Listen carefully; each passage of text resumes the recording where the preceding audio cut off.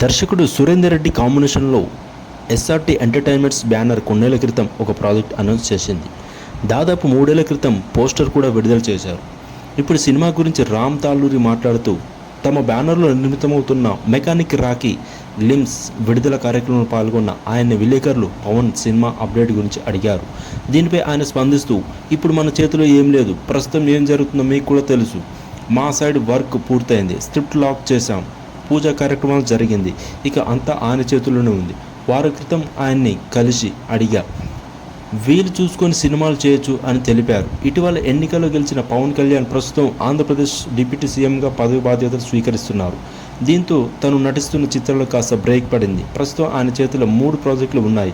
దర్శకుడు క్రిస్తో చేస్తున్న హరిహర వీరమల్లు, సుజీత్ దర్శకత్వంలో చేస్తున్న ఓజీ, హరిశంకర్లో చేయనున్న ఉస్తాద్ భగత్ సింగ్, ఈ 3 చిత్రాల షూటింగ్స్ కొంతవరకు పూర్తయ్యాయి.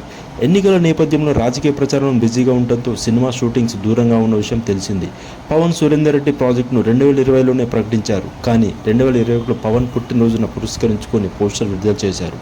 ఒకవైపు హైదరాబాద్ నగరం, మరోవైపు తుపాకీతో ఉన్న పోస్టర్పై జదాకాలం తదా వ్యవహారం అని రాసి ఉంది.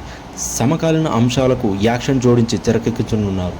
అప్పట్లో టాక్ వక్కంత్ వంశీ కథ అందించారు. దీనికి మనం ఎలా జరుగుతుందో ఏంటనేది వెయిట్ చేయాలి. Thank you.